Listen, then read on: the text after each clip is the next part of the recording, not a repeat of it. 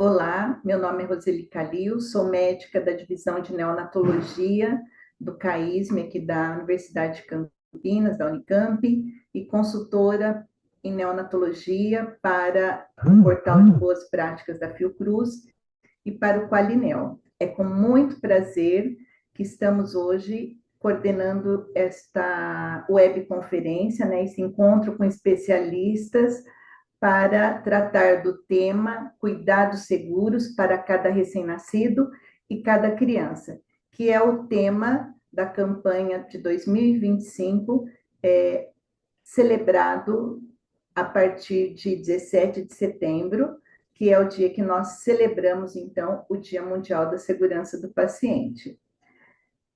Esse tema, cuidados seguros para cada recém-nascido e cada criança, ele tem como slogan de campanha o cuidado seguro desde o início. E teremos o prazer de contar nesse encontro com especialistas, com a professora Nicole, que é médica neonatologista, membro do departamento científico da Sociedade Brasileira de Pediatria e também médica neonatologista, consultora do IFF para muitos assuntos que hoje estamos desenvolvendo dentro do contexto do cuidado seguro com os nossos recém-nascidos e melhoria de práticas. Temos também o prazer de contar com a Tatiane Torres, que ela é assessora do Departamento de Atenção Hospitalar, Domiciliar e de Urgência da Secretaria de Atenção Especializada à Saúde do Ministério da Saúde e atual coordenadora da Rede Aline.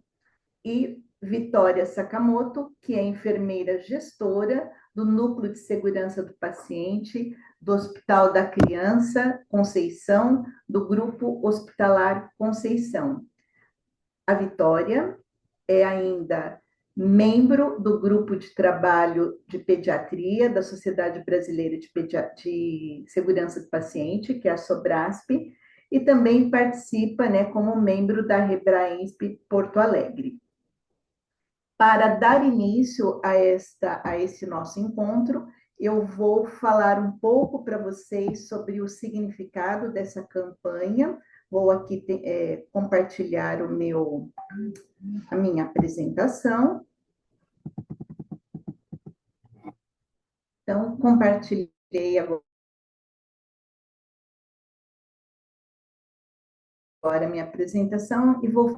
A celebração do Dia Mundial de Segurança do Paciente, ela começou em 2019, firmando o reconhecimento da segurança do paciente como uma prioridade global de saúde.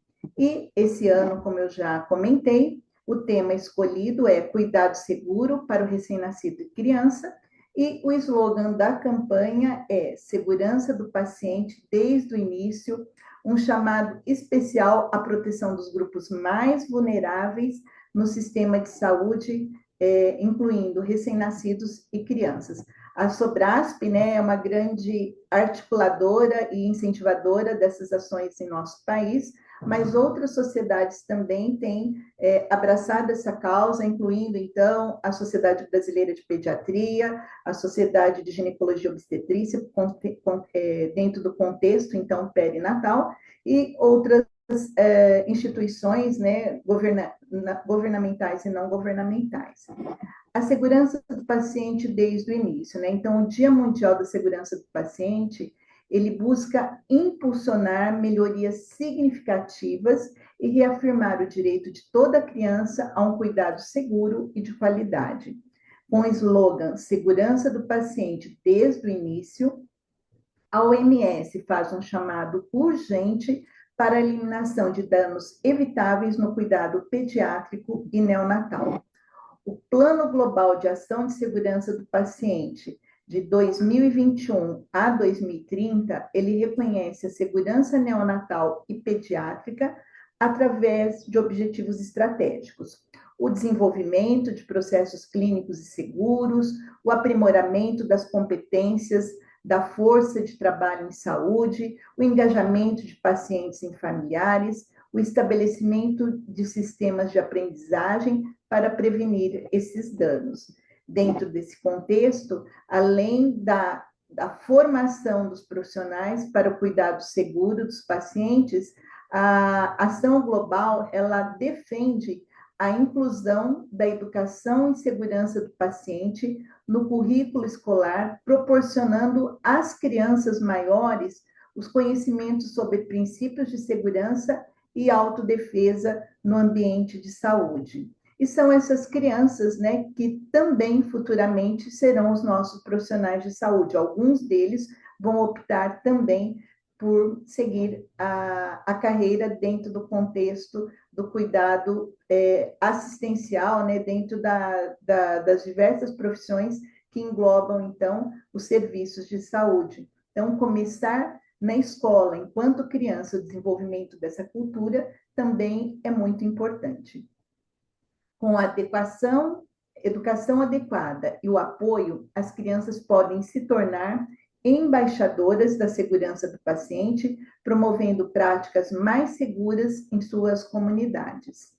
Para enfrentar esse desafio, é necessário um esforço abrangente em diversas áreas-chave da segurança do paciente.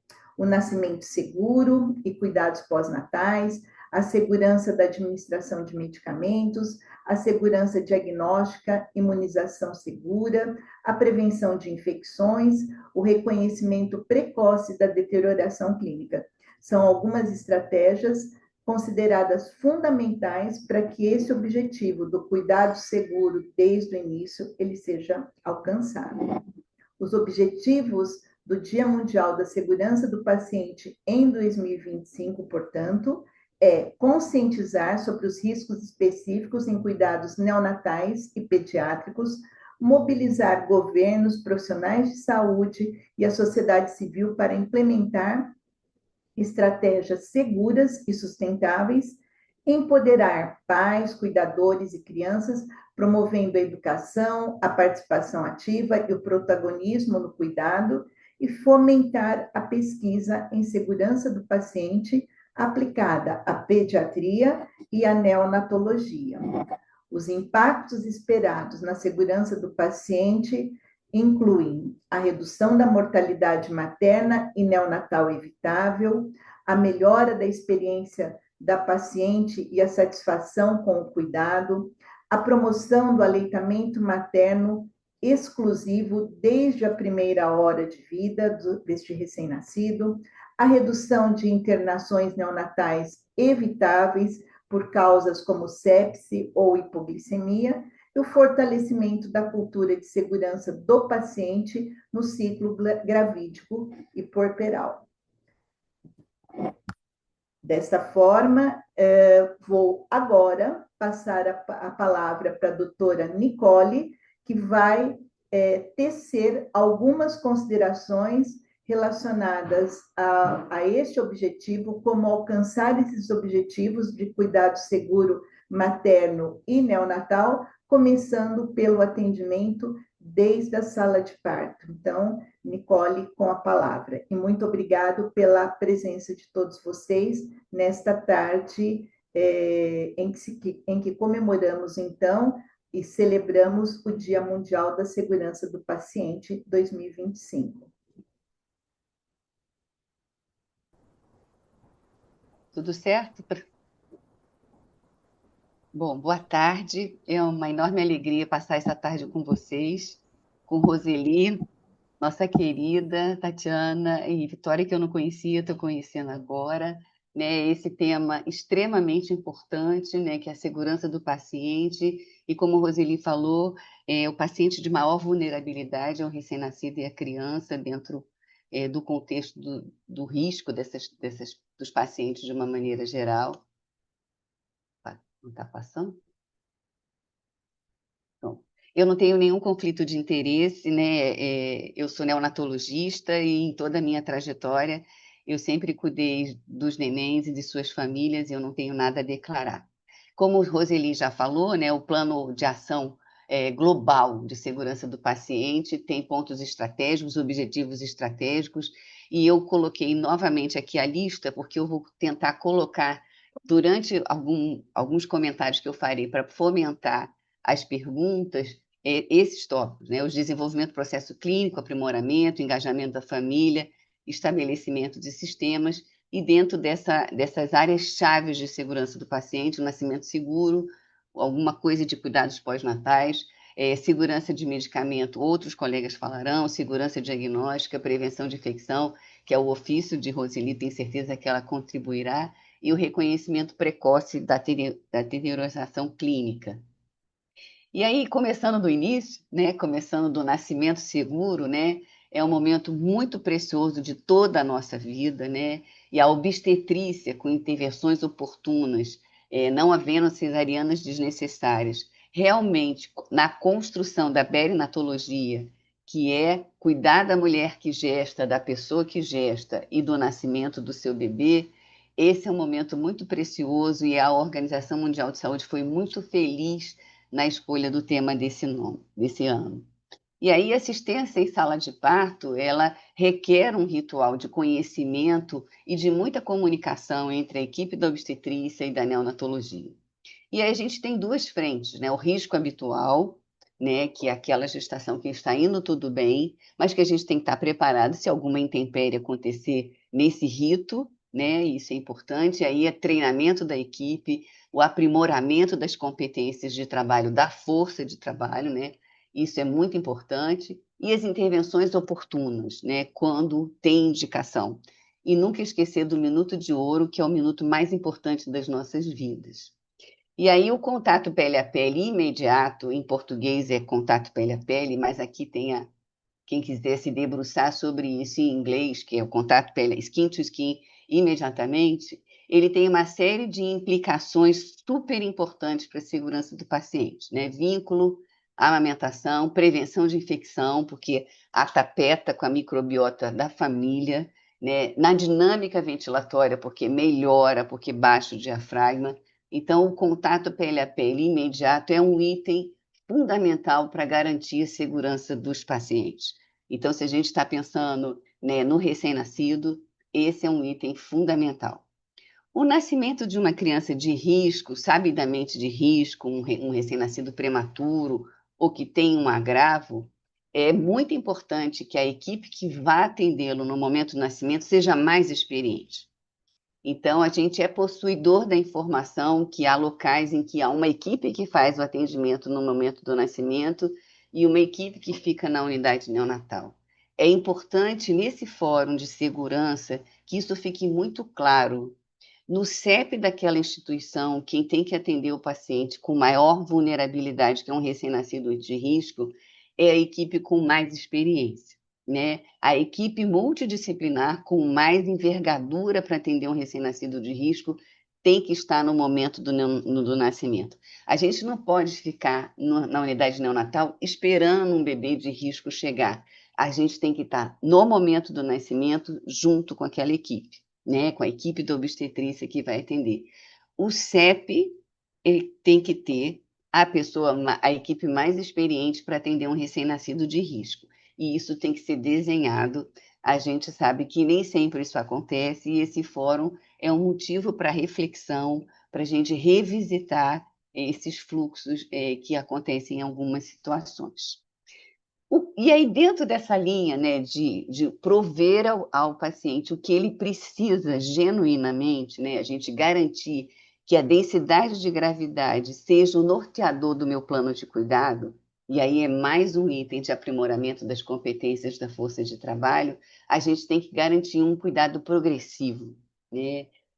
Na sala de parto, ter um recém-nascido gravemente enfermo no local em que ele nasceu, e ali ele permanecer porque não há vaga numa unidade neonatal daquele CEP, isso é muito preocupante. A gente tem notícias que isso acontece, recém-nascidos graves, prematuros, mantidos no local em que nasceu, porque não há vaga na unidade neonatal daquela instituição. E aí eu compartilho com vocês que, assim, isso é um desenho que precisa ser revisitado, porque não raro a gente entra na unidade de terapia intensiva e há crianças que não têm densidade de gravidade para lá permanecer. Poderiam ter seu cuidado progressivo garantido e o que determina o cenário onde essas crianças vão ficar é a sua densidade de gravidade e o seu plano de cuidado. Então, naquele CEP, naquele endereço, a criança mais desconhecida, que a gente não sabe como vai evoluir, é o neném que acabou de nascer. Essa é a nossa prioridade. Esse é o neném com a maior prioridade de toda a equipe se voltar para, né? Isso é muito importante. E a alocação dos diferentes cenários, nos diferentes cenários, ela começa depois da sala de parto, ou vai para uma unidade de terapia intensiva, unidade de cuidados intermediários ou unidade de canguru. E essa linha de cuidado deve ser o norteador. Outro ponto que eu acho que a gente tem que comentar para depois surgirem perguntas e questões é a transferência. Não só a transferência para outra instituição, mas também a transferência de cuidados, a transição de cuidados entre as diferentes unidades dentro da mesma instituição, né? Isso merece muita atenção, muita atenção. Também temos notícias de crianças que nasceram a 1 hora, 2 horas, graves e instáveis, que são transferidas para outras instituições, quando naquele CEP há a possibilidade de serem transferidas crianças mais estáveis. Né? Isso também é uma outra coisa que eu quero comentar num fórum de segurança do paciente. O critério de gravidade, o senso de prioridade deve estar em toda a equipe da instituição, e eu acho que merece uma reflexão se genuinamente nós estamos elegendo para ser transportado a criança que está mais estável e que pode ser transportada. Né? Isso, eu acho que é a segurança do paciente. E aí eu vou falar, não é só porque eu sou nutróloga, mas para mim a estratégia mais importante para quem lida com segurança do paciente ou quem se preocupa com segurança do paciente é a nutrição. E aí eu vou justificar por que eu estou falando que eu acho que a nutrição é o item mais importante para quem se preocupa com segurança do paciente. Primeiro que nenhum paciente pode ficar em dieta zero, né? De 0 a 110 anos, isso é uma questão muito importante, o intestino, ele é fundamental e deve ocupar o nosso cérebro, ser uma preocupação. Mas isso na área neonatal, como eu sou neonatologista, eu posso compartilhar, isso tem sido um equívoco recorrente, né? A despeito de todo o conhecimento disponível, a gente ainda tem notícia de criança que fica em dieta zero porque teve asfixia. Né? O verbo está certo, teve, ninguém fica tendo asfixia, né? Por outras questões muito frouxas do ponto de vista acadêmico. E aí, vejam só, isso aqui é uma velocidade, né? Isso é a nossa velocidade quando a gente está recebendo nutrientes. Se a gente fica em dieta zero, achata as velocidades e aí você tem chance de fazer translocação bacteriana. Então, quem está preocupado com infecção, quem está preocupado com segurança do paciente, tem que estar preocupado de nunca deixar isso acontecer, de não permitir que haja atrofia velocitária, porque aí você piora, né? Você tem muito mais chance de fazer um processo infeccioso sistêmico. E aí o leite materno, se a gente fosse falar, dava uma semana de conversa sobre isso, ele é fundamental. E aí o leite materno em 2 locais. Pode fazer na cavidade oral, que é a imunoterapia de colostro até leite maduro, até que o neném vá direto ao peito. E já tem trabalhos elegantes mostrando que ele funciona como prevenção de pneumonia associada à ventilação. Então, mais um item de nutrição, não deixar em dieta zero e garantir o leite materno genuinamente. Genuinamente garantir o leite materno. O leite materno é diferente do leite de uma doadora. E às vezes eu percebo um empenho de ir buscar com moto, com outra coisa, leite de uma doadora, o que é uma atitude maravilhosa ser doadora, mas o leite da própria mãe, em especial para os recém-nascidos prematuros, é diferente. Do ponto de vista de beta-endorfina, do ponto de vista de exossoma, do ponto de vista de microbiota, e aí o empenho da instituição tem que ser a garantia do leite materno. E eu falo instituição porque é da portaria até a unidade, né? Isso tudo garante retirada de acesso vascular. Se você começa dieta precoce, você faz o avanço dentro da Cochrane, que é de 30 a 35 ml quilo dia, você consegue tirar dispositivo e isso é um item de segurança do paciente, né? Você tirar acesso vascular e outros dispositivos é inegavelmente uma estratégia de prevenção de agravos em saúde, e aí por isso que eu falo para vocês que nutrição é a maior estratégia de quem pensa em prevenção de infecção e em segurança do paciente. É a mesma coisa o contato pele a pele precoce e prolongado, que começa na sala de parto. Nossa, mas um neném tão prematurinho, né, com menos de 1.000 gramas na sala de parto, a gente está devendo. É isso que está acontecendo na Escandinávia. Se a gente ainda não conseguiu treinar a nossa equipe para fazer isso no momento do nascimento, ok, mas as pessoas precisam saber que a gente está devendo isso para os bebês, porque esse é o estado da arte. É contato pele a pele no momento do nascimento, seja qual for a idade gestacional e o peso.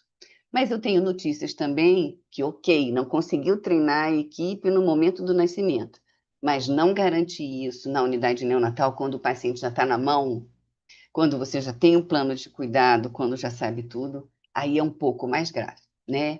E assim, isso é muito importante. A presença da família dentro da unidade neonatal, eu também tenho notícias de equívocos acadêmicos importantes, achando que quem causa a infecção é a família. O nome é infecção relacionada à assistência à saúde, né? A família, muito pelo contrário, a família tapeta a criança de uma microbiota doméstica que compete com a nosocomial. Então, a família, ela é muito bem-vinda. Quanto mais ela tocar na ilha de assistência, melhor. Se for a mãe, ela produz anticorpos, e a gente garantiu o leite dela, ela produz anticorpos contra os patógenos nosocomiais que ela entra em contato na ilha de assistência, além de epigenética e imunidade. Eu vejo, às vezes, família usando o EPI. Já vi em reportagem, já vi visitando unidade. Equipamento de proteção individual é para o profissional de saúde, porque pega numa criança, pega no outro, né? Embora a gente garanta, né, com a higienização das mãos, a família não usa EPI. O único momento que usa gorro e máscara é quando está fazendo a ordenha. Família não usa capote, luva, então, jamais. Mesmo que vá fazer estímulo, a família não usa, né? E é tão importante que a família entre, porque nós temos trabalhos muito elegantes mostrando que o contato pele a pele da família com a criança descoloniza até demais. Tem um trabalho muito elegante sobre isso, e há outros que diminuem o risco de sepse. Então, esse equívoco de que família causa infecção, esse é um fórum muito importante, né? Roseli já fala disso, todo mundo fala disso, mas a gente precisa reforçar que isso tem causado muito dano e o alicerce para esse equívoco não pode mais permanecer, né? Além de atapetar, o contato pele a pele permite que a mãe produza mais leite, então é uma importância indiscutível, né? Não só atapetar, mas aumentar a produção de leite da mãe e com a possibilidade de anticorpos contra os patógenos nosocomiais. Lembrando que o mais importante de tudo, o foco total de quem genuinamente se preocupa com infecção é a higienização das mãos. Daqui até aqui, é esse o nosso foco. Foco total. Mas a gente não tem pia. Pia a gente usa para sujidade. Lavar a mão é super importante para sujidade. Mas a solução alcoólica, depois dos trabalhos de Pittet, o suíço Pittet, ela, dentro da técnica correta, que não é fazer assim, é usar a solução alcoólica na técnica correta, ela é mais ágil e é muito efetiva. E existem até técnicas de quanto você está gastando para você inferir a adesão da equipe. Então, higienização das mãos é o foco, e não família usar EPI ou outras estratégias. Foco total na higienização das mãos, em especial com solução alcoólica entre um paciente e o outro. Isso é prevenção de infecção. As metas internacionais, Roseli já citou, né, algumas, mas assim, a gente não pode deixar de falar. Meta 1 é crucial, que é a identificação, comunicação entre as obstetrícia, neonatologia, entre as famílias, a segurança medicamentosa, que é um item à parte, cirurgia segura, tem um ritual também, mas eu só chamo a atenção da hipotermia e das infusões administradas para os recém-nascidos, e higienização das mãos e o risco de queda são as 6 metas internacionais de segurança do paciente. Quando a gente conversou, eu e Roseli, enfim, a equipe que montou essa tarde, né, eu quis focar, e aí eu faço um resumo para vocês, na sala de parto, no nascimento seguro, né, na decisão da equipe multi, da equipe perinatal, da efetividade da reanimação para quem precisa, né, não permanecer um recém-nascido grave dentro do centro cirúrgico ou da sala de parto, garantir o cuidado progressivo para que naquele CEP aquele neném seja atendido pela equipe com mais envergadura, com mais competência para isso, cuidado com as transferências, com principalmente a transição de cuidado, ficha, garantia da informação, o contato pele a pele, que assim é muito robusta a evidência, isso não é uma seita, né? O que a gente tem que garantir é treinar nossa equipe como uma orquestra, e a gente está devendo isso para muitos recém-nascidos, a família dentro da unidade neonatal e, como eu já falei para vocês, a dieta, que é a coisa mais importante, porque garante uma série de outras estratégias que são de segurança. A Sociedade Brasileira de Pediatria e o Portal de Boas Práticas são duas fontes muito interessantes para que vocês busquem conhecimento, atualização, né? Eu trouxe alguns temas aqui da sociedade que aconteceram, que vocês podem buscar, porque vão ter coisas de segurança, de nutrição, de contato pele a pele. Roseli é autora de diretriz de uso racional de antibiótico. Muitas pessoas ainda têm o equívoco de achar que fazer antibiótico protege, quando todos os antibióticos, com indicação precisa, salva vidas. Mas antibiótico, porque eu estou com medo, just in case, ele é extremamente deletério, aumenta a enterocolite, aumenta o risco de infecção. E o portal de boas práticas, que, por favor, passeiem pelo portal, há muito material para compartilhar com a equipe, para mobilizar para assistir junto, para discutir, né, para que a gente tenha um cenário genuinamente mais seguro, né, não tem como não...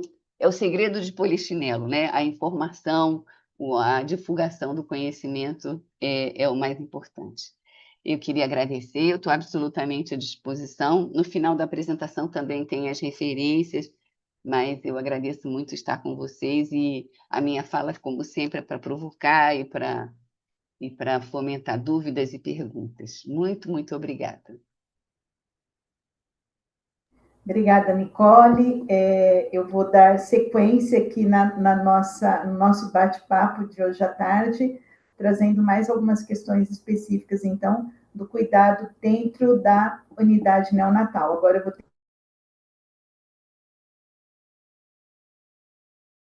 tentar compartilhar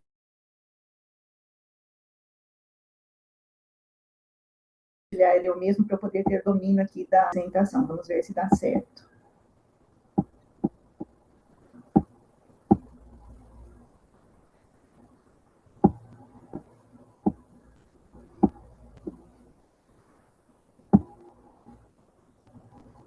Está entrando.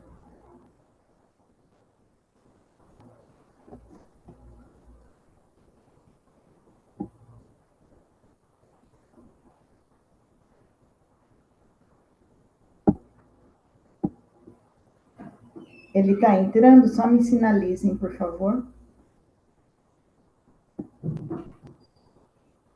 Sim, já entrou, Roseli. Entrou, né? Ok. Tá. Então, a gente já falou sobre os objetivos, né, do Dia Mundial da Segurança do Paciente, e a partir dessa belíssima explanação da Nicole, eu vou falar de coisas mais específicas dentro do cuidado neonatal e que impactam, então, nos resultados encontrados nessa população tão frágil. Mas antes de falar disso, eu gostaria de trazer mais uma questão que não é menos relevante, que é justamente o desenvolvimento da cultura de segurança. O que nós sabemos é que a maioria dos hospitais, incluindo as maternidades, elas não nasceram com a cultura de segurança estabelecida em termos de estrutura física, processo de trabalho e aspectos comportamentais. E eu acrescento ainda como um desafio integrar as ações assistenciais de um hospital de alta complexidade à formação dos futuros profissionais. Então, eu deixo aqui como recomendação para quem não conhece esse guia da OMS, que está traduzido em muitos idiomas, inclusive no português, para os formadores dos profissionais.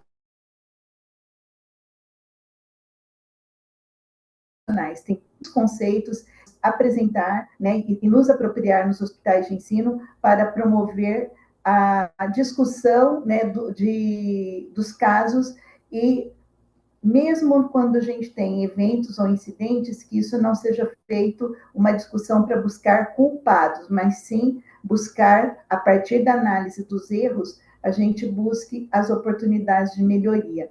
Esse manual foi traduzido pela equipe da PUC, do Rio de Janeiro, e ele está à disposição. Então, é uma bela leitura que vale muito a pena, tá? O ano passado, o Dia Mundial da Segurança do Paciente, ele trouxe como tema as questões relacionadas ao desafio que é os erros em diagnóstico, né? Então, para isso, nós trouxemos no encontro com especialistas do ano passado justamente essa questão relacionada à transição do cuidado e do planejamento terapêutico. E para isso, então, né, o processo de diagnóstico, ele depende dessa interação profissional, depende das informações trazidas pelo paciente, pela família, no caso, ter uma história materna, uma história do pré-natal bem estabelecida é muito importante para a gente ter o manejo e a continuidade do cuidado desses recém-nascidos. No ano de 2023, um outro tema extremamente relevante foi a questão relacionada ao engajamento dos pacientes, né, para o cuidado seguro. Então, vamos fazer ouvir a voz dos pacientes. Então, lembrar, né, eu acho que Nicole fala muito sobre isso, e eu também repito, pai e mãe não é visita. Então, a sinalização de uma mãe ou de um pai sobre algo que ele percebe ou de piora desse bebê, né, porque às vezes ele fica muito tempo, então ele começa a perceber que a criança está com comportamento diferente, né, e a enfermagem também, ela é muito atenta para isso. Então, nós que somos médicos, a gente tem que ouvir, nós temos que ouvir a enfermagem, a gente precisa ouvir os pais e promover esse engajamento, visando esse cuidado seguro, né? Então, o tema da campanha de 23, ele não deixa de ser relevante para esse tema do ano atual, que é vamos fazer ouvir a voz dos pacientes, e no caso do recém-nascido, são seus pais, o seu porta-voz, ok? Agora, com os adolescentes e crianças, lembrar que eles também precisam e merecem ser ouvidos, ok? Aqui eu já falei sobre o destino dos pacientes, né? Eles podem ir para o alojamento conjunto ou vão para a unidade de internação, a depender das comorbidades existentes. E quais são os pontos, então, desafiadores dentro dessa ambiência da unidade neonatal, né? Então, para reduzir os riscos de alterações de neurodesenvolvimento, a gente tem que ficar muito atento com as questões da redução dos ruídos, da diminuição da luminosidade, da oferta de uma assistência ventilatória adequada para que não ocorra hipóxia, promover um início precoce, então, da alimentação, né? A doutora Nicole já falou de uma forma magnífica sobre isso, mas essa progressão da dieta ainda é algo muito difícil de ser executado em grande parte dos serviços. Então, isso não é falácia, é uma necessidade. Quanto mais rápido a gente progredir a alimentação, mais rápido a gente vai tirar o catéter central, menos tempo de NPP, menos infecção e mais vida, né? O uso seguro de medicamentos e lembrar da questão do ambiente da incubadora, né? Os prematuros extremos, eles precisam estar em incubadoras com uma umidade adequada, elevada, para evitar a perda hídrica desses bebês. E, não menos importante, é a limpeza dessas incubadoras entre um paciente e outro e nas rotinas. Então, limpar a incubadora não é algo menos importante do que o restante da assistência. E isso tem em nossos dias, muitas vezes, sendo negligenciado nos nossos serviços. Então, esse é um ponto de atenção que eu gostaria de deixar aqui muito bem ressaltado.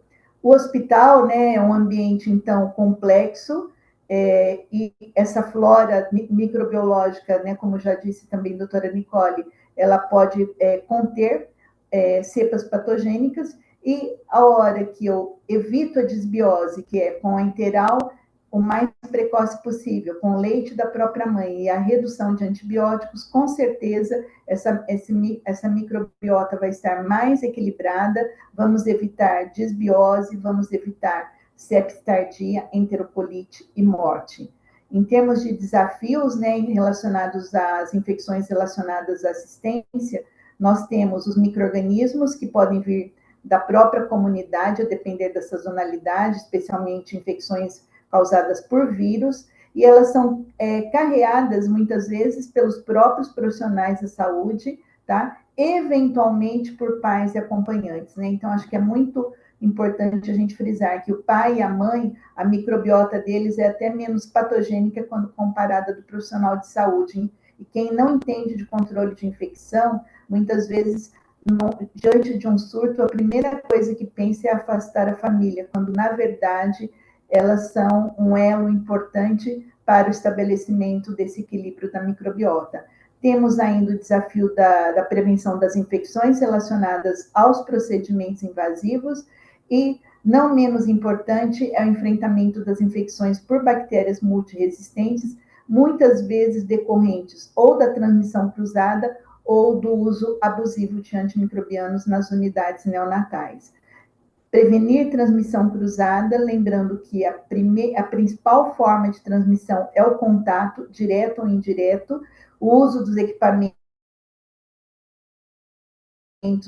quando indicados, lembrando que mãe não é profissional de saúde, como já foi muito bem dito aqui, então mãe não precisa usar luvas, a depender do momento epidemiológico que passamos, no máximo o uso de máscaras é bem-vindo de acordo com o momento epidemiológico. Mas o grande arsenal e desafio em termos de prevenção, né, o grande arsenal terapêutico e que não é de alta complexidade, é a adesão aos 5 momentos da higienização das mãos pelos profissionais de saúde. E os pais, a higienização antes do contato com o bebê e após. Telefone celular, gente, isso é algo que a gente precisa orientar o não uso, nem por profissionais e nem por pais dentro da unidade neonatal, e que se eles usarem o celular, que eles higienizem as mãos antes de tocar nos recém-nascidos. Lembrar que o uso de luvas não dispensa a higienização das mãos e a não banalização do uso de luvas foi a campanha, né, o mote da campanha do Dia Mundial da Higienização das Mãos desse ano. Em termos de prevenção de infecção de corrente sanguínea, associada ao cateter central e outros eventos adversos, eu quero aqui salientar, né, a importância da boa comunicação entre as equipes para o planejamento do acesso venoso de acordo com o quadro clínico, as boas práticas na inserção e manutenção do catéter central, monitorar as condições desse catéter várias vezes, né, durante a assistência, várias vezes ao dia, e, muito importante, remover esse catéter central o mais breve possível, né? O umbilical é o mais indicado no primeiro dia de vida, posteriormente são crianças que permanecerão com previsão de mais de 5 a 7 ou 7 dias de catéter, né? Então, o umbilical até 7 dias, se estiver bem localizado e bem fixado, ok, mas se eu for precisar manter por mais tempo, nós vamos substituir por Aeropic. Eu tenho contado para as pessoas que aqui no CAISM, apesar de nos retirar muitas vezes o umbilical sem passar o PIC por progressão de dieta, e a gente tem cada vez mais seguido essa prática com um excelente impacto em termos de redução das infecções relacionadas à assistência.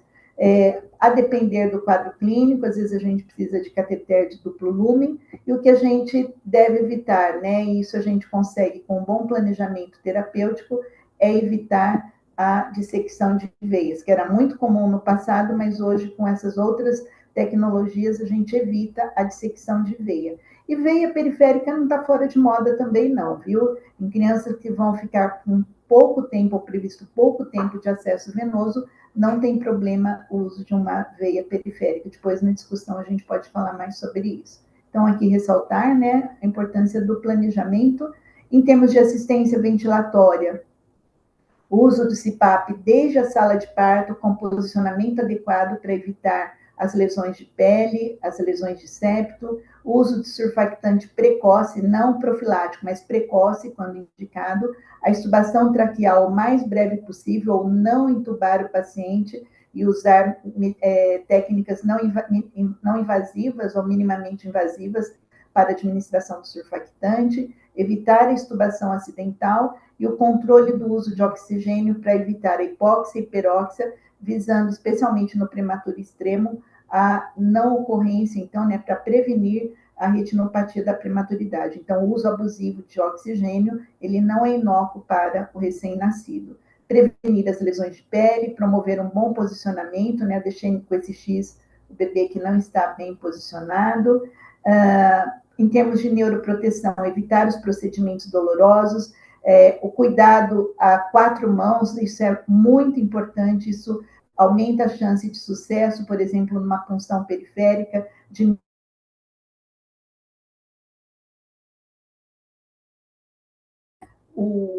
a sensação dolorosa, o score de dor, utilizar medidas não medicamentosas para o alívio da dor, usar com cautela analgésicos e sedativos e a redução de ruídos. Parte dessas boas práticas que eu estou colocando aqui, elas fazem justamente parte dos 10 passos para o cuidado seguro, né, do Qualinel. Então, isso que a gente está falando aqui nada mais é do que cuidado qualificado, visando a melhoria desses resultados. Ainda em termos de cuidados para a neuroproteção, posicionar adequadamente o RN, acalmar esse recém-nascido, e aqui a participação das mães é muito importante, ou dos pais, melhor dizendo, né? Às vezes a enfermagem está sobrecarregada e deixa a mãe lá do lado de fora. Não, traz essa mãe para dentro, porque essa mãe pode, ela não é profissional de saúde, mas se ela estiver orientada, ela sabe como conter, como acalmar um recém-nascido. Então, isso é integrar a mãe ao cuidado e dar sentido a essa pessoa na participação do cuidado com seu filho. Então, acalmar o recém-nascido é algo muito importante e os pais podem participar desse cuidado. O banho do recém-nascido, né? Ele deve ser para higiene, mas também para redução do estresse, valendo lembrar que banho de imersão é só para bebê estável. Criança com acesso venoso central não deve fazer esse tipo de higiene. E, como eu disse, né, e aqui está bem colocado, o RN precisa estar estável e não pode ter catéter central no corpo para fazer esse banho de imersão. Então, às vezes a gente mistura a humanização, mas não vê o lado do risco, né? Então, usar baldes e esse tipo de coisa é legal, mas não para esse tipo de paciente que ainda, quando ele está com dispositivos invasivos. Ainda, em termos de impacto para a neuroproteção, o contato pele a pele, tem algumas particularidades, né? O que fazer com RN ou mãe colonizada, isso eu vou deixar para discussão, né? Essa pergunta sempre chega. Em termos de segurança nutricional, o grande desafio, então, é a imaturidade fisiológica, que já foi pontuada, as necessidades energéticas elevadas, a suscetibilidade às doenças que afetam a ingestão de nutrientes. Então, ter um banco de leite, ter uma área de lactário bem organizada, quando ainda não é possível ter somente o leite da mãe para esse bebê, é muito importante. Então, reduzir os riscos, né, de contaminação alimentar é muito importante. A nutrição parenteral e parenteral precoces, né, melhora o crescimento e o neurodesenvolvimento pós-natal. Em termos de medicamentos, lembrar que 15% dos bebês internados, 15% das internações são acompanhadas de erros com o uso de drogas. E o que eu gosto de ressaltar é que 69% dos erros são interceptados pela equipe de enfermagem, capaz de reconhecer, interpretar, corrigir antes da administração. E o meu apelo à equipe médica é que ela ouça a voz da equipe de enfermagem, tanto na sinalização de agravos, como em dúvidas relacionadas à prescrição. Importante adesão a todas as normas de segurança que envolvem o ciclo do medicamento, utilizar a dupla checagem em todo o ciclo do medicamento, desde a dispensação pela farmácia, na prescrição, no preparo e administração dessas drogas. Utilizar barreiras tecnológicas podem auxiliar na redução de erros, desde que tenha adesão pela equipe, né? Então, o uso correto da prescrição eletrônica, do sistema informatizado de rastreabilidade, quando disponível, vai reduzir também os riscos de erros de medicamento.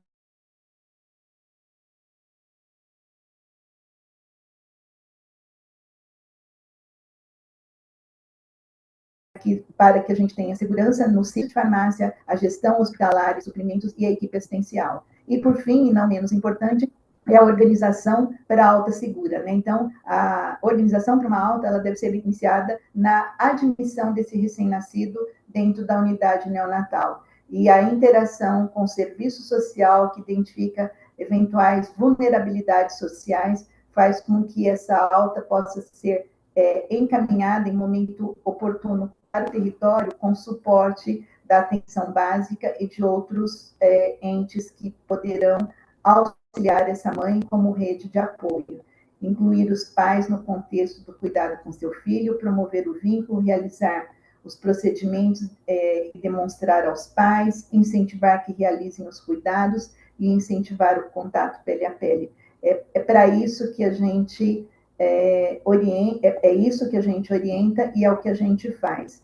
E para que esse bom trabalho seja realizado com resultados importantes, é fundamental que as rotinas, então, e normas de segurança sejam conhecidas por todos que participam tanto da assistência direta, como também a boa integração dos serviços e gestão. Então, as atividades meio, né? Então, a farmácia local, a farmácia fornecedora de NPP, a central de materiais esterilizados, higiene, limpeza, laboratórios, unidade transfusional, lactário, banco de leite, radiologia, serviço de imagem, setor de suprimentos e assessoria de materiais, central de equipamentos e engenharia clínica, para que a gente tenha uma boa assistência nas unidades neonatais, é fundamental a boa comunicação e o segmento das boas práticas por todos esses setores.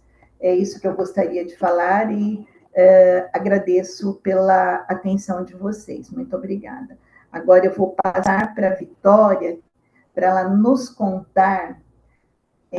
Eu falei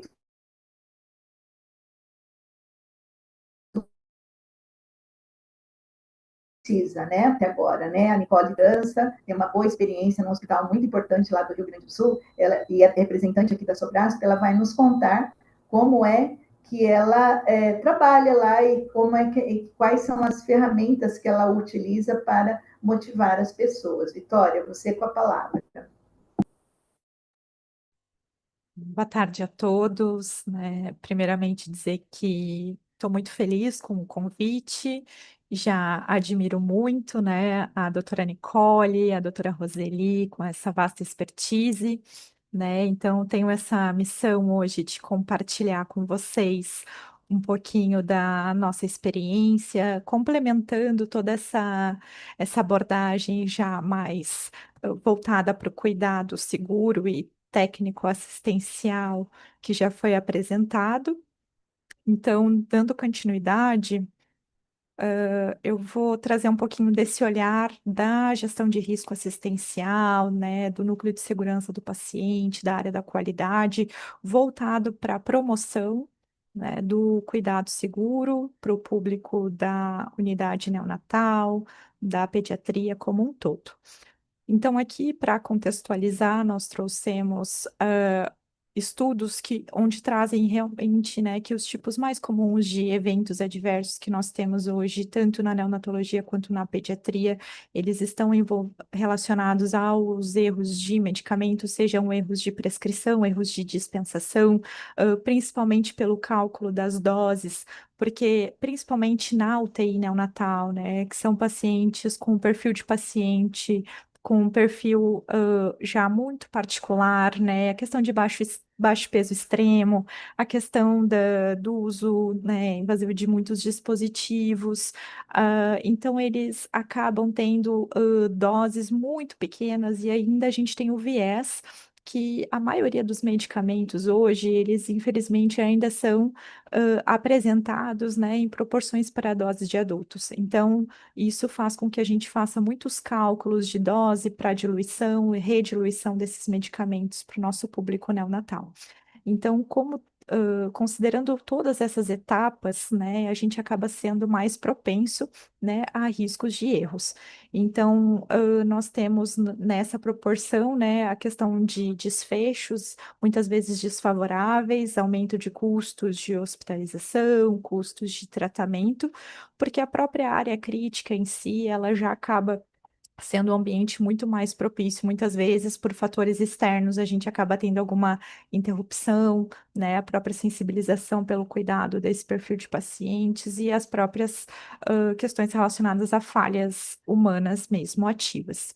Né? E muitas vezes a equipe ela traz como uma particularidade a dificuldade em garantir a segurança do paciente durante todo o processo assistencial não intencional, ninguém sai de casa, acorda, né? Como a gente fala sempre, com a intenção de cometer algum erro, de cometer algum incidente, mas que naquele momento, durante aquela prestação de cuidado, né, aquele processo que talvez esteja mal desenhado ou que mesmo que ele esteja bem desenhado e que a pessoa cometeu uma falha, naquele momento em que ela cometeu o erro acabou fazendo sentido para ela, né, aquela ação.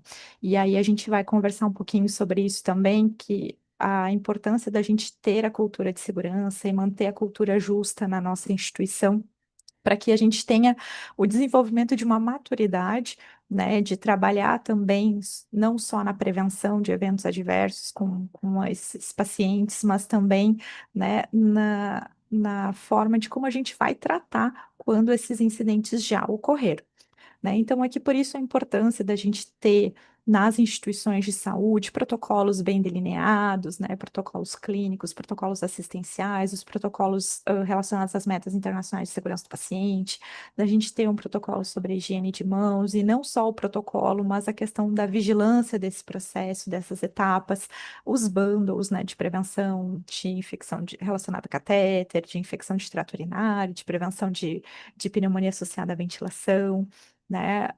Os programas de gerenciamento de antimicrobianos, a limpeza ambiental, como a doutora Roseli trouxe, né? A importância da limpeza do ambiente ali então da ilha, da assistência daquele paciente, da limpeza das incubadoras, por exemplo, né? O isolamento dos pacientes, em alguns casos, quando ele realmente se faz necessário, né? A importância do treinamento das equipes, elas precisam se sentir seguras, psicologicamente e tecnicamente para desenvolver aquele cuidado, para desempenhar aquele cuidado com o paciente. Então, a importância do treinamento contínuo, né, do monitoramento dessa adesão aos protocolos e às práticas de segurança.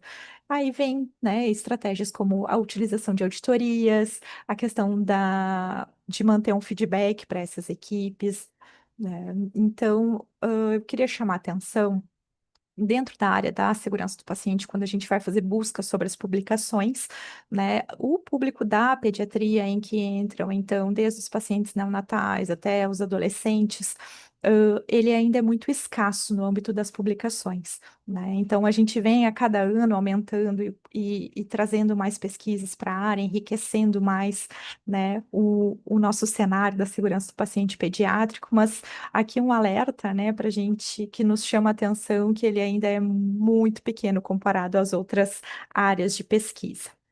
E aí, trazendo para vocês para compartilhar um pouquinho, né, alguns principais desafios, então, para estabelecer e promover a segurança do paciente, considerando as metas internacionais de segurança, né, e aqui eu compartilho um pouquinho também da nossa realidade do hospital pediátrico.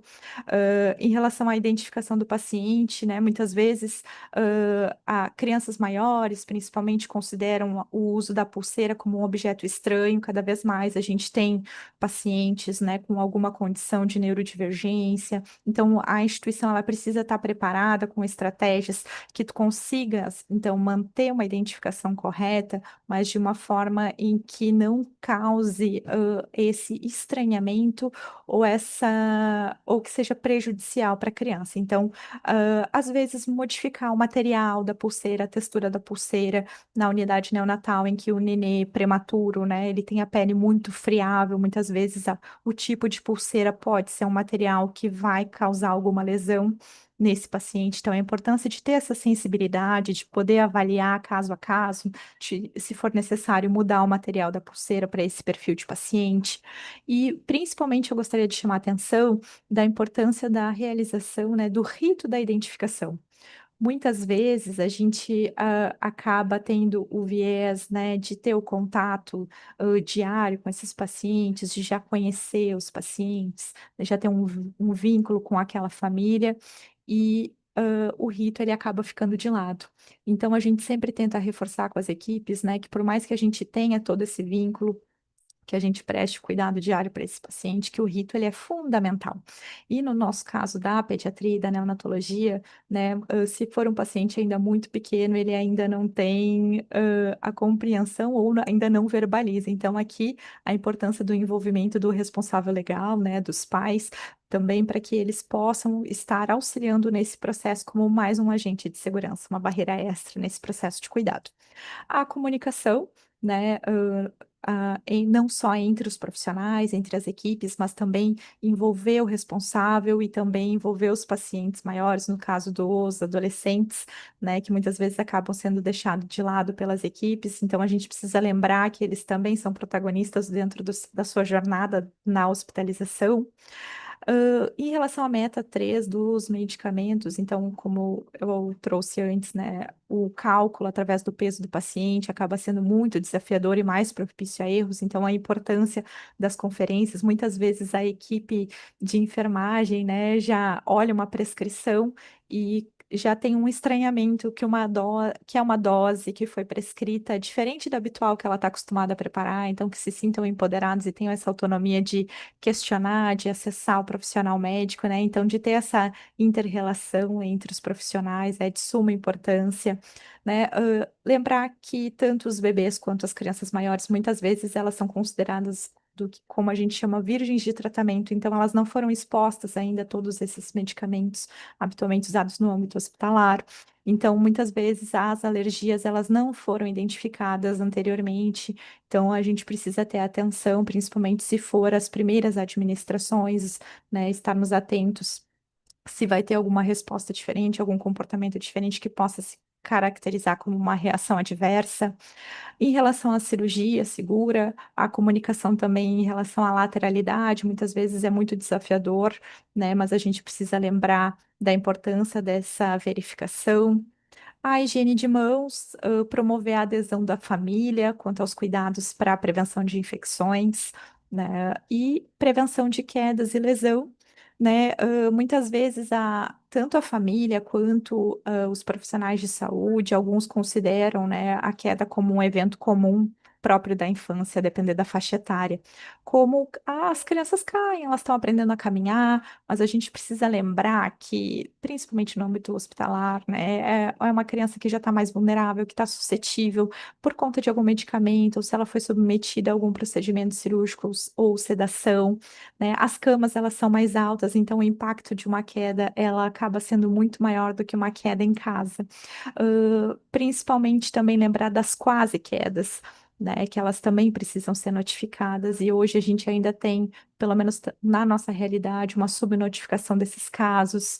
E a prevenção de lesão, a gente acaba tendo muito mais lesões por dispositivos médicos do que lesão por pressão. Então a gente precisa se atentar à questão dos sensores, das sondas, dos catéteres, então envolve tudo que a doutora Roseli também já trouxe ali dos cuidados com o posicionamento, né, de como a gente vai acomodar esse neném. E acaba sendo um desafio para nós, né, mudar a cultura, seja ela a cultura organizacional da instituição, a cultura de segurança. Então, para isso, a gente precisa sempre estar repensando e pensando e pensando para que a gente consiga tirar as equipes e os profissionais da zona de conforto. A gente precisa pensar em estratégias para que a gente consiga engajar esses profissionais e envolver eles dentro desse processo, seja no processo de mudança de pensamento, de sensibilização e, mais importante, na forma desse profissional, de como ele vai agir. Né? Então, muitas vezes a gente vai se deparar com profissionais resistentes à mudança, né? Que não entendem que aquele processo que está sendo instaurado, ou que aquele checklist que vai estar sendo implementado, ele não é um trabalho a mais ou uma burocratização do cuidado, e sim uma ferramenta para promover, então, a segurança do paciente e do próprio profissional que vai estar executando esse cuidado. E a gente precisa pensar também, o que é muito importante, a gente precisa se comunicar com qualidade. Né? E aqui, quando eu digo comunicação com qualidade, não é só aquela comunicação assertiva, objetiva, né, da gente se certificar que o ouvinte entendeu a mensagem que a gente está transmitindo, mas também uma comunicação que seja clara, seja gentil, seja empática. Né? A gente precisa lembrar de fomentar, né, a importância do respeito mútuo entre o profissional e o paciente ou o seu responsável, né? A gente precisa criar um clima de colaboração e principalmente um clima de confiança entre a equipe de saúde e os pacientes e as suas famílias. E aí, então, a gente acaba utilizando também o termo de cultura de colaboração, né? Que ela vai estar influenciando, então, né, na questão do clima da equipe e ajudando no processo de maturidade frente à cultura de segurança do paciente. E como que a gente pode, então, auxiliar, né, na promoção da segurança do paciente neonatal? A gente precisa pensar na questão, da padronização dos processos, a gente precisa mapear esses processos para identificar aonde que estão os gargalos, né? Quais são os principais riscos, e aí sim, identificar as oportunidades de melhoria e pensar em planos de ação para que a gente possa, então, mitigar a possibilidade de ter algum evento adverso ou a recorrência dele. Nós precisamos, pensar em medidas rigorosas, então, para melhorar a adesão à higiene de mãos, a adesão aos protocolos, para prevenir as infecções que são relacionadas à assistência. A gente precisa trabalhar muito a nossa comunicação. Hoje, na maior parte das instituições, muitos eventos, muitos incidentes, eles são ocasionados também por falhas de comunicação, seja entre profissionais, entre equipes, né?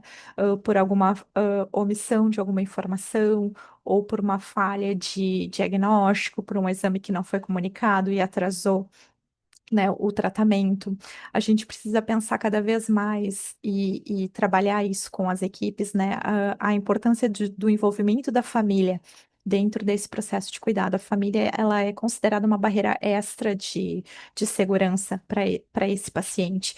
Então, eles precisam se sentir seguros e precisam entender que eles também são protagonistas dentro do contexto da segurança dos pacientes. Então, a gente precisa pensar em estratégias, seja com estratégias de letramento em saúde, seja de orientações, né, ações lúdicas ou até rodas de conversa, grupos com os familiares, para que eles também tenham o conhecimento e detenham o conhecimento, não pensando no sentido para que muitas vezes as equipes trazem que, ai, mas o familiar saber demais, né? A gente vai ter que compartilhar tudo, eles podem, né, como alguns trazem, atrapalhar o processo. Na verdade, pelo contrário, eles vão, assegurar, né, que a gente minimize, então, que a gente reduza a chance de erros, e isso vai impactar em redução de retrabalho, vai impactar na questão dos quase erros, né, que a gente vai evitar, então, que esses eventos adversos, eles cheguem até o paciente.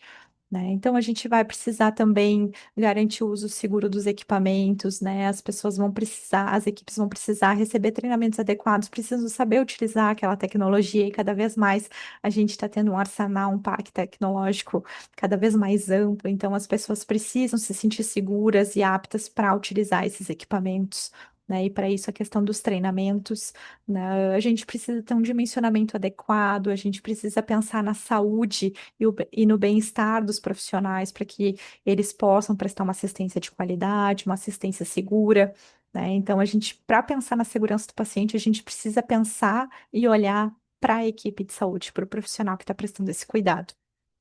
E melhorar, né, continuamente todos os processos relacionados à assistência à saúde, na revisão dos protocolos, dos procedimentos operacionais padrão, né? Então, o que que a gente vem utilizando cada vez mais estratégias assim na nossa instituição? Nós somos uma instituição totalmente pediátrica, né? Nós atendemos pacientes desde recém-nascidos até os 14 anos incompletos. A gente tem o vínculo com o hospital adulto pelo centro obstétrico, então a gente recebe os pacientes recém-nascidos, né, com maior complexidade de cuidados críticos para a nossa UTI neonatal.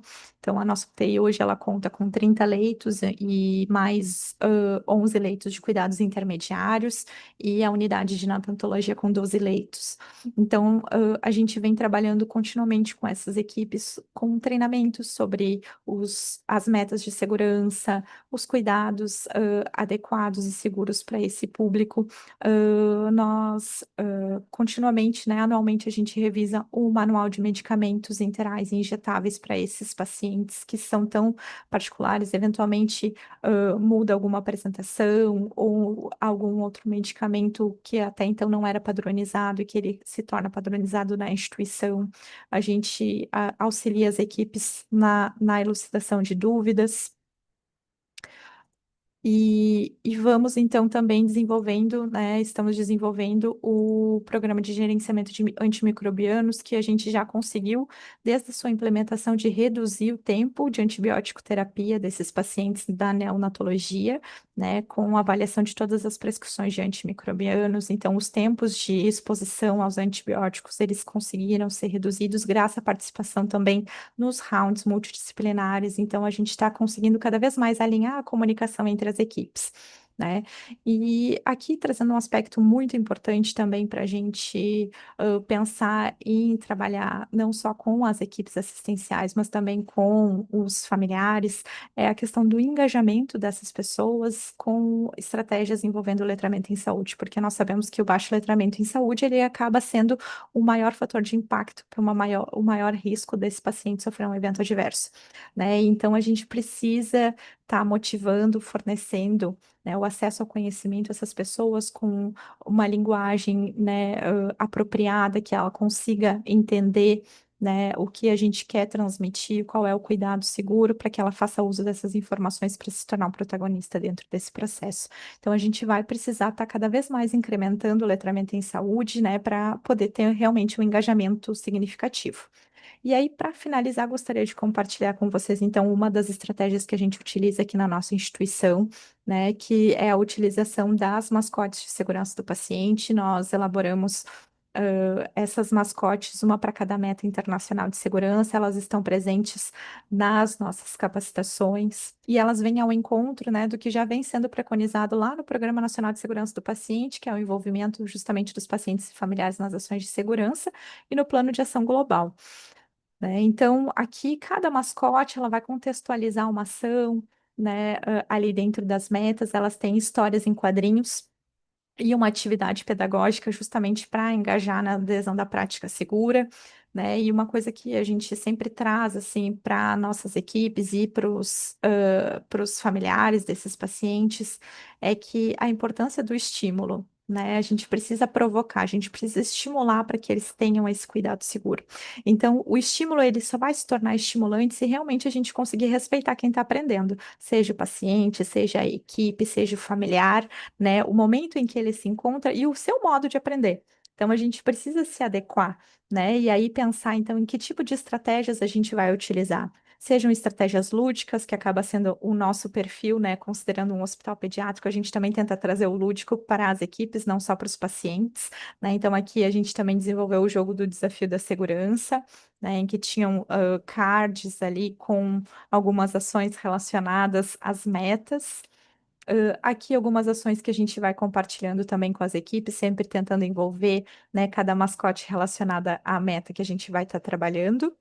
E compartilhar com vocês também, né, as ações da Sociedade Brasileira para a Qualidade do Cuidado e Segurança do Paciente, a SOBRASP, né? Então, fazendo um resgate, já aproveitando o gancho da temática, né, do cuidado materno, do cuidado neonatal, lá em 2021, quando esse foi o tema da campanha, a Sobrasp, ela também compartilhou, né, um material que foi elaborado, um guia para o cuidado seguro desse público. E é bem interessante, quem ainda não conhece, então, que se sinta convidado para conhecer, né? Lá vocês também vão encontrar outros materiais, né? Outras lives, podcasts relacionados à segurança do paciente e à campanha desse ano também. E aqui, para encerrar, uma provocação, né, para vocês, né, uma reflexão, para que vocês lembrem e pensem, quando foi a última lembrança de vocês, né, quando vocês passaram por utilizar um serviço de saúde, seja como paciente, como acompanhante de algum paciente, como que foi essa experiência? Se vocês se sentiram seguros. Né? E aí pensar na questão, né, de como vocês se sentiram dentro desse ambiente, né? E aí trago para vocês assim, para fazer esse fechamento, a importância do cuidado, da prática segura, da prática da qualidade, da eficiência dos processos, né? Desse atendimento humanizado, da comunicação empática com os pacientes, do cuidado centrado, e isso vai ser um resultado, né, muito assim do desenvolvimento da cultura de segurança dessas equipes, dessas instituições. E aí vem a questão da cultura justa, que a gente precisa estabelecer essa segurança dos profissionais para que eles se sintam à vontade também de reportar os incidentes que acontecem. E para isso a gente precisa fazer, então, a educação e promover a educação permanente e a padronização dos processos para essas equipes. Então, falei um pouco rápido, depois também fico à disposição, queria agradecer, né? Essa aqui é a hashtag também que a gente acaba utilizando para poder engajar as equipes cada vez mais a fazer uma pediatria mais segura para os nossos pequenos pacientes. Obrigada. Muito obrigada, Vitória. Foi excelente a sua participação, tá? Eu acho que agregou bastante aqui, falando das importantes estratégias. Depois a gente abre para perguntas. E vou passar a palavra para a nossa representante, então, do Ministério da Saúde, que deve estar nos ouvindo ainda. Deixa eu ver se ela. Isso, a Tatiane está aqui. Eu sei que ela tem um horário muito apertadinho, mas, Tatiane, fique à vontade. E a minha grande pergunta para a Tatiane é: o que temos, né, de novidades no Ministério da Saúde que vai agregar, né, esse cuidado seguro para o binômio, né? Quais são as novas perspectivas em termos de assistência em nosso país, capitaneadas pelo Ministério? Fique com a palavra, Tatiane. Obrigada, professora Roseli. Queria agradecer o convite de toda a equipe do Portal das Boas Práticas, do IFF Fiocruz, agradecer as colegas que estão aqui conosco, né, profissionais expressivas na atenção e gestão de serviços neonatais. Então, vou cumprir aqui o máximo com o nosso tempo nessa discussão e, de toda forma, nos colocar já à disposição para, não só agora, em outros momentos, a gente poder fazer a discussão.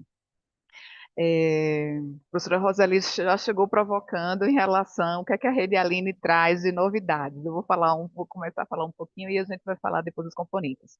A Rede Aline, lançada há um ano pelo presidente Lula, trouxe uma atualização da Rede Cegonha, né, na organização da rede de atenção materna e infantil no país, acumulando vários avanços na humanização, na regionalização da assistência, na vinculação, na ambiência, na discussão de ambiência, né, na qualidade da assistência prestada, na diminuição das intervenções desnecessárias e ainda permanecendo alguns desafios, né, nessa atenção. Desafios esses que estão bem explícitos quando a gente observa a mortalidade materna e neonatal, demonstrando muitas inequidades étnico-raciais e regionais. Morrem muito mais mulheres pretas e indígenas, morrem muito mais crianças pretas e indígenas no nosso país, né? E a gente sabe onde elas mais morrem, né? Nas regiões norte e nordeste, em relação às outras regiões do país, a gente tem mais índices elevados nessas regiões. Então, a Rede Aline, ela vem nesse enfrentamento dessas desigualdades, buscando atender com equidade nossa população. Para poder fazer essa rede Aline acontecer, o nome já diz, é uma rede, é um conjunto de pontos de atenção, de serviços que precisam estar articulados. Então, é importante, importantíssimo, na verdade, é essencial que as equipes de saúde estejam preparadas e articuladas para garantir esse atendimento ao ciclo gravídico puerperal e à criança até 2 anos de vida, que é o nosso principal público. E, para isso, no Ministério da Saúde, a gente articula entre as secretarias de atenção primária com as equipes da saúde da mulher e da criança e a equipe aqui da atenção especializada no DARU, no Departamento de Atenção Hospitalar, Urgência e Domiciliar. Então, a gente começa falando, por que fala de segurança do paciente, né? As colegas que me antecederam já falaram, né? Um em cada 10 pacientes hospitalizados sofre algum evento adverso evitável, né? Pela OMS. 50% desses eventos eles poderiam ser prevenidos e as crianças e recém-nascidos são os pacientes mais vulneráveis que a gente tem nesse contexto de segurança do paciente. Os principais riscos, Vitória já falou, Nicole já falou, são os erros de medicação, a dosagem por peso, idade, infecções associadas ao cuidado, a professora Roseli também já trouxe essa questão, falhas na comunicação entre as equipes, a alta sem acompanhamento adequado, e aí a gente tem, né, várias políticas de saúde que vêm tentando enfrentar essa realidade, a Rede Segon em 2011, a Política Nacional de Segurança do Paciente desde 2013, a Política Nacional de Atenção Integral à Saúde das Crianças em 2015, a Estratégia Qualinel, que é uma estratégia iniciada e promovida pelo Ministério da Saúde em parceria com a sua equipe descentralizada, Fiocruz, em 2018, e a Rede Aline atualizando a Rede Cegonha agora em 2024, completando um ano de lançamento. Nesse lançamento, a gente trouxe algumas atualizações. No pré-natal, no componente pré-natal, a gente trouxe, além da realização nas unidades básicas de saúde, com as equipes de saúde da família, a gente trouxe os ambulatórios de gestação e puerpério de alto risco, que se desdobram, né, nessa atenção multiprofissional às gestantes de alto risco, inclusive com medicina fetal, nesses serviços.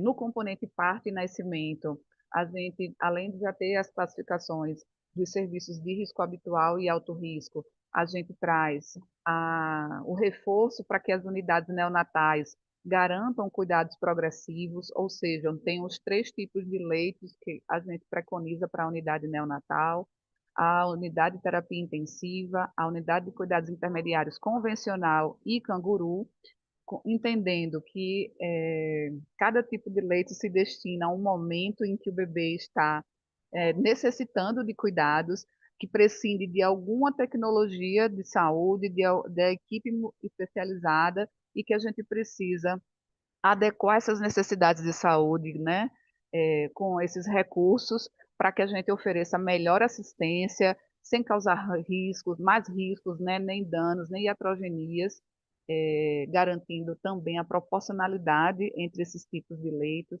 A gente faz uma previsão, um planejamento a partir do parâmetro de a cada 1.000 nascidos vivos, 2 leitos de UTIM, 2 leitos de U5 e 1 leito de UCINCA, entendendo que essa proporcionalidade facilita a rotatividade, né, dos leitos e a progressão do cuidado.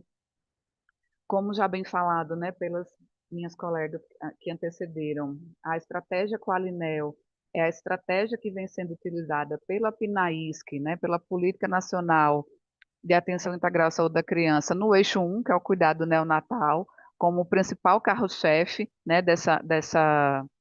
desse eixo, e a estratégia Qualinel ela vem justamente sistematizar a melhor assistência a partir das evidências científicas para um melhor cuidado mais resolutivo e efetivo para esse bebê, garantindo, né, nos 10 passos para o cuidado neonatal, praticamente, né, todos esses passos sistematizados para a segurança do paciente, então, normas de reanimação, de prevenção de hipotermia, utilização da assistência ventilatória adequada a cada momento, com a recomendação para evitar intubação quando possível, controle do uso do oxigênio, a alimentação, como a doutora Nicole já trouxe para a gente, né, o mais precoce possível, dando preferência ao leite materno humano, todas as ações de controle das infecções com a higienização das mãos e o controle do uso antibiótico,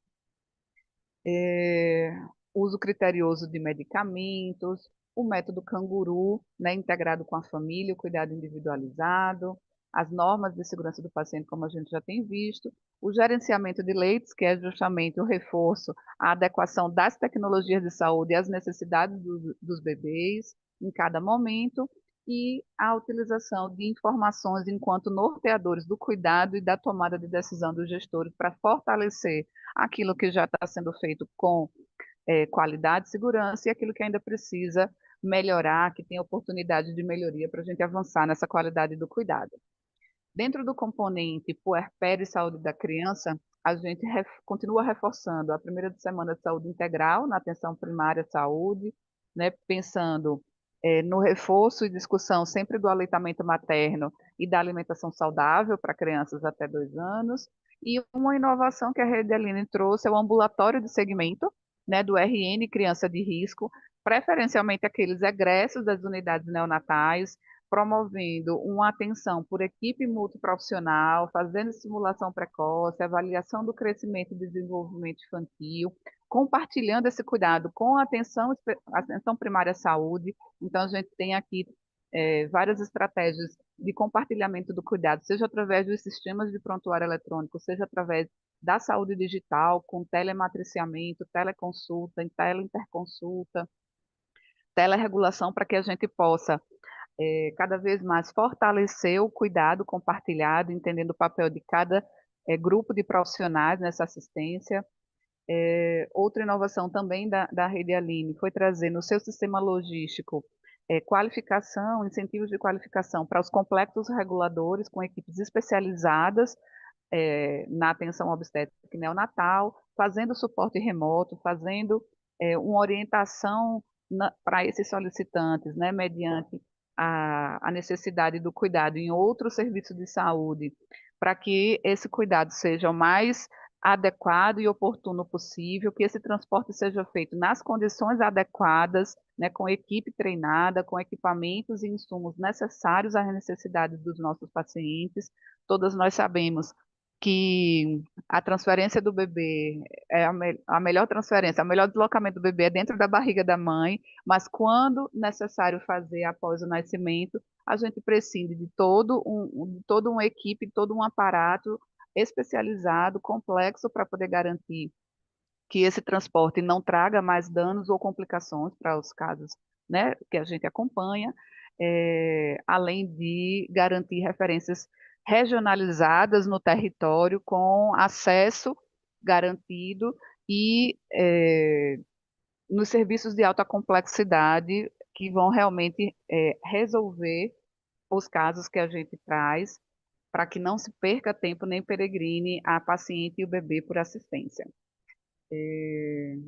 Ainda trazendo nessa complexidade, segurança do paciente em rede, né, para os bebês, a gente traz lá a importância de ações de qualificação do pré-natal para evitar infecção urinária, parto prematuro e sífilis congênita, né, entendendo que quando a gente fala de segurança do paciente, estamos todos envolvidos desde o momento do pré-natal, com esse cuidado com o bebezinho, tentando evitar situações que a gente já sabe que podem trazer desfechos negativos. A importância da vigilância para todos os bebês, e principalmente para os de risco, nessa primeira semana de saúde integral, no retorno ao domicílio, como a gente já falou, o compartilhamento do cuidado e uso de indicadores para apoiar esse cuidado compartilhado.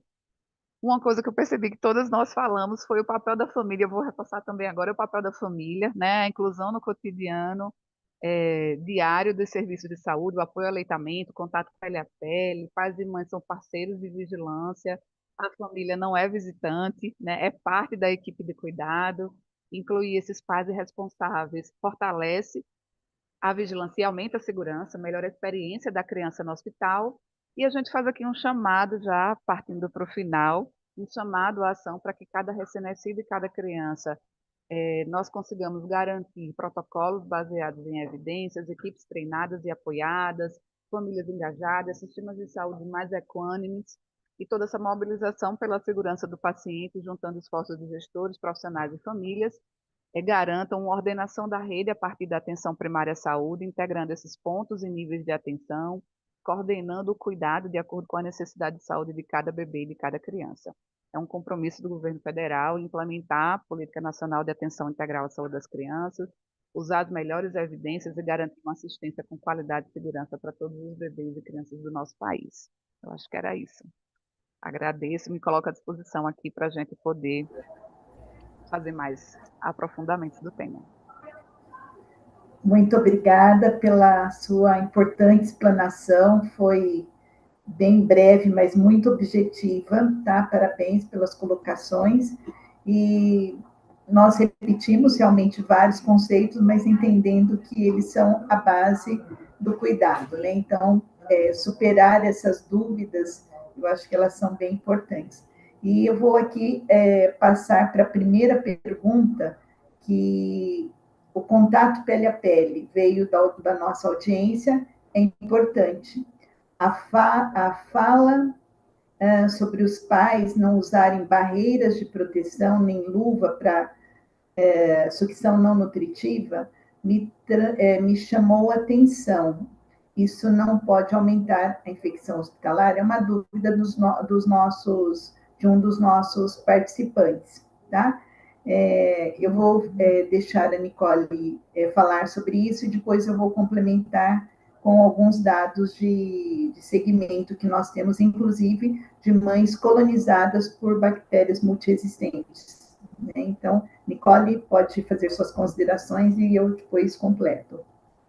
Posso. Quando a gente fala IRAS, infecção relacionada à assistência à saúde, quem presta assistência à saúde é o profissional de saúde. Então, os equipamentos de proteção individual, eles são desenhados para a equipe de saúde que cuida dos pacientes. A família, o pai e a mãe, eles não usam equipamentos de proteção individual. Como eu compartilhei com vocês, o único momento no qual isso acontece, máscara usa mais, né?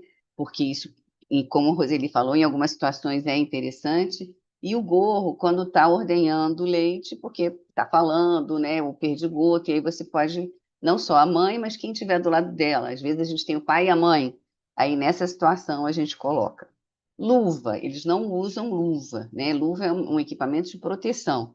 Ah, mas se precisar fazer a sucção não nutritiva, primeiro, se está do lado do bebê, o pai e a mãe já fizeram a higienização das mãos, né? Se tinha sujidade, lavaram a mão. E para chegar no leito, dentro da ilha de assistência, se tem hemotonia ou tem alguma coisa, já fizeram com solução alcoólica. Se a equipe de fono estiver trabalhando, estiver fazendo alguma coisa, ou a equipe quer fazer um procedimento e vai precisar de sucção não nutritiva, o pai ou a mãe, eles não precisam usar luva, porque aquela microbiota é a mesma microbiota da família, né? Fez a higienização das mãos, se precisar botar o dedinho ali, não tem problema. Se for um profissional de saúde, não, né? E aí é para proteção de ambos. Também é proteção para o profissional de saúde, né? Que ele vai colocar dentro da mucosa. Isso é uma coisa importante. E Roseli depois vai falar, mas a gente tem um trabalho que a gente citou na fala, de descolonização por contato pele a pele. Então, quanto mais a mãe, a família entrar em contato com a ilha de assistência, mais aquela mãe produzirá anticorpos contra os patógenos nosocomiais. Então, a gente vê muito em reportagem, quando a gente vai nas unidades, equivocadamente, família usando EPI, o que não procede do ponto de vista acadêmico, além do custo, e a banalização disso ainda é um risco muito maior, né? A luva, ela não substitui a higienização das mãos, a higienização das mãos é a coisa mais importante. E a luva, ela tem indicações precisas e ela não é usada por família. Não sei se eu respondi, Roseli, se você quiser complementar. Não, tá perfeito. Eu só queria acrescentar, né, que a luva para o profissional de saúde, ele é um equipamento de proteção para o indivíduo. E tem alguns professores, né, inclusive consagrados internacionalmente de simpósios que a gente participa do CDC e tudo mais, que alguns deles já no século passado diziam que se todo profissional de saúde higienizasse as mãos perfeitamente, a gente não precisaria nem usar luvas. O problema é que o profissional, né, a adesão à higienização correta, infelizmente, em algumas populações de profissionais não ultrapassa nem 40%. E nessa hora ele não está só pondo em risco o paciente, ele está pondo em risco também a sua própria saúde, né? Então, higienizar as mãos faz parte das precauções padrão para todo profissional de saúde com risco à exposição a material biológico, e daí, obviamente, se ele for fazer colocar um dedo para estímulo na cavidade oral de um bebê, ele vai usar a luva. E essa luva também a gente pode tomar cuidado, tem que tomar cuidado para não causar mais dano do que proteção só profissional. Luva de caixinha, né, que é as luvas de procedimentos e que não são estéreis, elas não vêm com uma microbiota patogênica da indústria. No entanto, o que já foi verificado em surtos, inclusive de infecção e de colonização por MRSA, é que teve situações onde a caixa de luva, por pouco tempo depois de aberta, ela estava colonizada pela essa microbiota do ambiente, ou seja, o profissional, se ele não higieniza as mãos e ele vai calçar uma luva, essa luva pode ser prejudicial não só para ele, se ela já estiver contaminada nessa caixa, como para o próprio paciente. Então, o princípio ético que nos rege enquanto profissional é não causar dano. Então, se eu for usar uma luva, né, enquanto profissional, para minha proteção, eu tenho que também higienizar as mãos. Agora, como nós já bem dissemos aqui e repetimos, pais não são profissionais de saúde, eles cuidam só dos seus bebês. E cabe a nós a orientação para a higienização correta das mãos, tá? E com produto adequado, a gente orienta e estimula até o uso da clorexidina para a higienização, pelo efeito residual e cumulativo desse produto. No CAISM, onde eu trabalho, a gente usa desde o século passado clorexidina em áreas de alto risco para infecção, sem dano de pele do profissional de saúde, porque a gente não usa só clorexidina. Nos procedimentos de baixo risco, se não ter exposição a material biológico, o álcool, né, como a Nicole já comentou, o álcool em gel, né, ou seja, o álcool com emoliente em gel ou na forma de espuma, ele vai ser eficaz também para a redução dessa carga microbiana da flora, no caso superficial. Clorexidina age na flora superficial e profunda da pele, tem efeito residual e cumulativo. Essa é a grande diferença, tá? Então, para o profissional que fez essa pergunta, sim, nós estamos falando daquilo que a gente pratica, tá? É essa forma que a gente lida, e eu tenho dados, né, de pelo menos 3 anos de segmentos de mães que eram colonizadas por bactéria multiresistente e que tocaram nos seus bebês sem luvas, só higienizando as mãos, e nós não tivemos nenhum caso de infecção desses bebês por essas cepas. E os que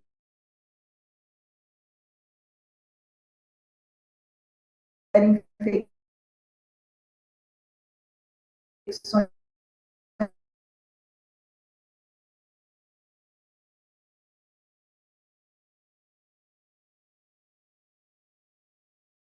foram infecções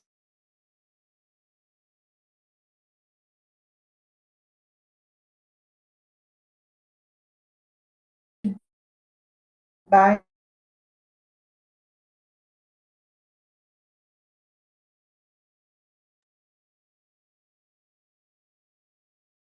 Eu acho que a Roseli travou. Vamos ver se ela consegue voltar, mas enquanto ela não volta, a gente está terminando, né? Está chegando ao final, e aí ela chegando, ela reassume, mas para a gente não deixar a nossa equipe, nossa audiência no vácuo, eu queria pedir para a Tatiana começar de trás para frente, Tatiana, você fazer suas últimas considerações, e aí Roseli chegando, ela assume, mas vamos começar de trás para frente, tá, Vitória? Acho que ela Obrigada, entrou. Nicole. Entrou? Eu acho que sim, eu estou vendo o nome dela entrando. Não sei É. se ela quer concluir, Pode senão você, concluir, Roseli. Não sei se você consegue agora. você conseguiu entrar. Eu vi o nome, mas eu não sei se ela está com conexão, está instável, né? E para honrar o nosso horário, a gente já teve um problema na entrada, aí ela compartilhou comigo se houvesse novamente que...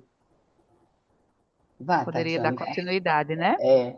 Bom, eu acho melhor você fazer as suas considerações finais. Ah, ela entrou, graças a Deus. Entrou. Pronto, Roseli, pode finalizar sua Conclua. fala. Ela está falhando, né? Está travando às vezes.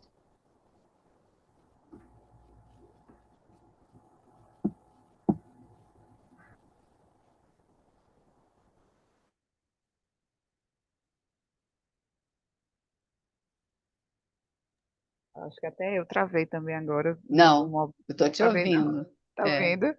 Então, enquanto ela está travada, eu vou vá, faz suas finalizar aqui algumas considerações.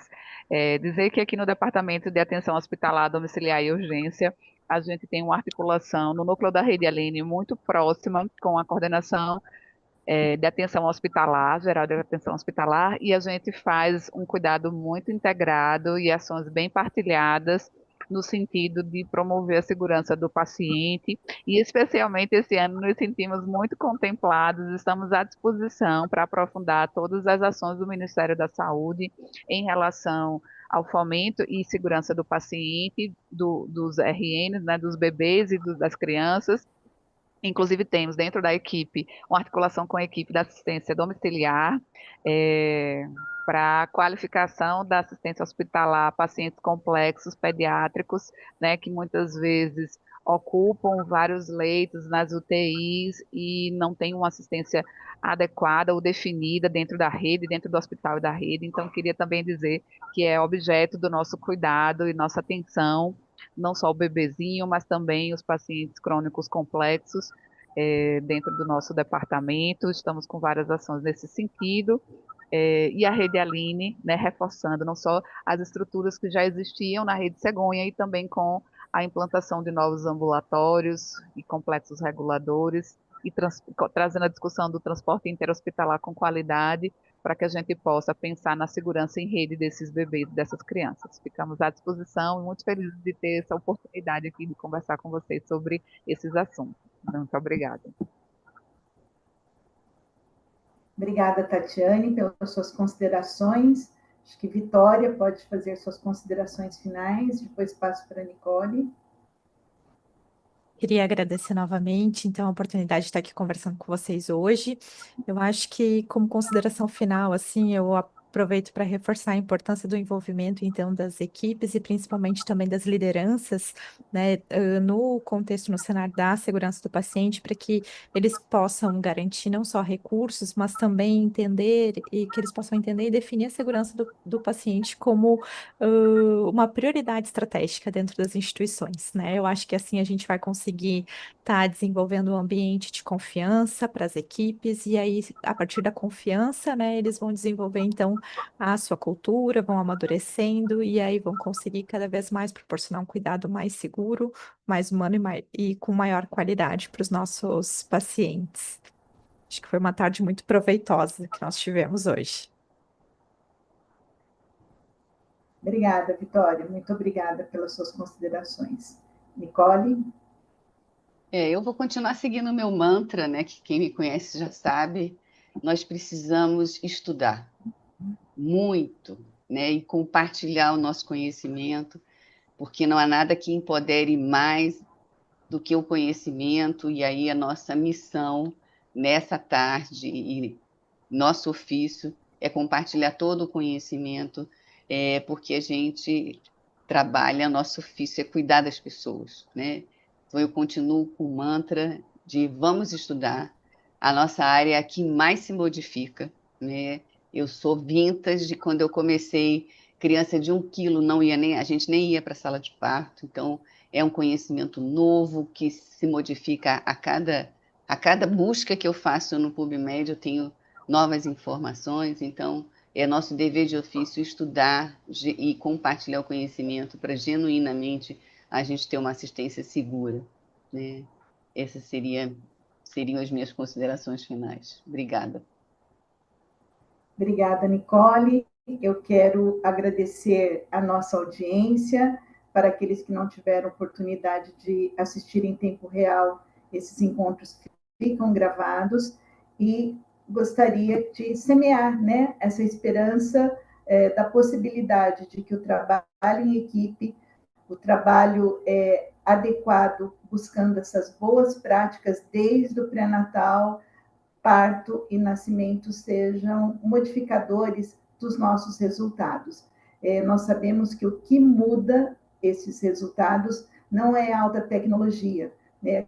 Grande parte dos bons resultados, eles vêm da mudança de comportamento dos profissionais de saúde. Então, eu gostaria de agradecer a vocês, todos que nos assistiram. Multipliquem os aprendizados aqui trazidos pelos nossos especialistas, e que a gente tenha outras oportunidades de estar aqui falando sobre esse assunto que é extremamente relevante.